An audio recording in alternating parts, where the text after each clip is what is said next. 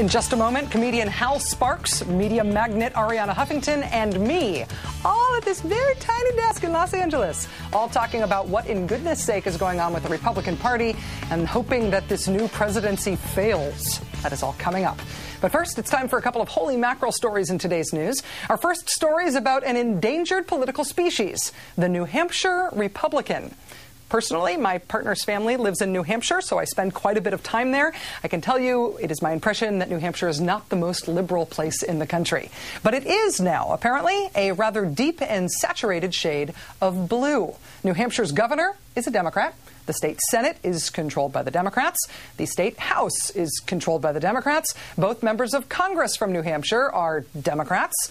And in terms of their U.S. senators, well, Judd Gregg is a Republican, but his story offers no real comfort to the New Hampshire GOP. Gregg inexplicably and unexpectedly and inarticulately withdrew as President Obama's Commerce Secretary nominee after initially saying that he would do it.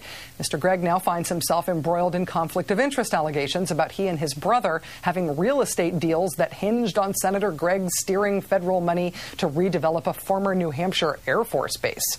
The other New Hampshire Senate seat is now held by Democrat Jeanne Shaheen. She ousted the Republican incumbent John Sununu back in November.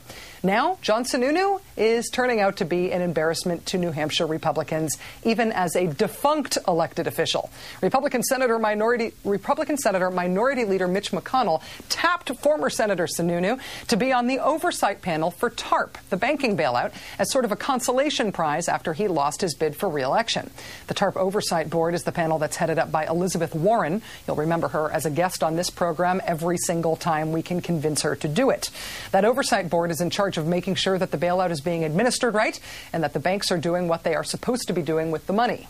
Since joining Elizabeth Warren's TARP Oversight Board, New Hampshire Republican Senator John Sununu made the genius decision to join the board of a bank that's not only receiving TARP bailout money itself, but it's also the bank that got the contract to administer the whole program.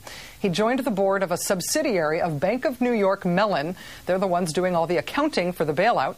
Sununu is on an oversight board in charge of overseeing whether that accounting is done right, and now he has joined that accountant's board? What?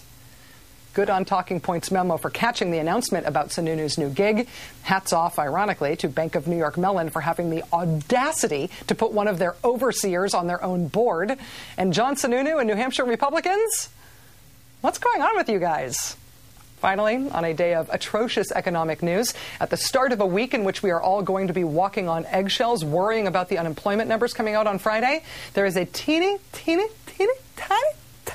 little silver lining on one very specific type of employment news. Millions of Americans may soon be newly eligible to enlist in the armed forces, and thousands currently enlisted may no longer face the risk of unceremonious dismissal. California Representative Ellen Tauscher has introduced legislation that would end the military's disastrous don't ask, don't tell policy, which over the course of the last 15 years has resulted in more than 12,000 people being kicked out of the U.S. military for the crime of having the gay.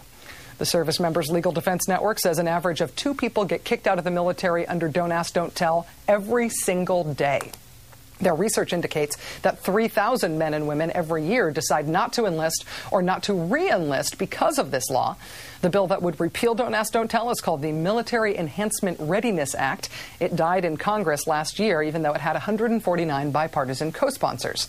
This year, maybe it's got a better chance. Colin Powell says he is for reevaluating the law. Former chairman of the Joint Chiefs, John Shalikashvili, says he's for repealing it. Even little Sam Nunn, the conservative Democrat who led the demagoguing of the issue during the Clinton years, he has had a change of heart on Don't Ask, Don't Tell. Oh, and not incidentally, the new president's against it. And 75% of Americans say that gay people should be allowed to serve openly. And, well, the arc of the universe bends toward justice. There's that, too.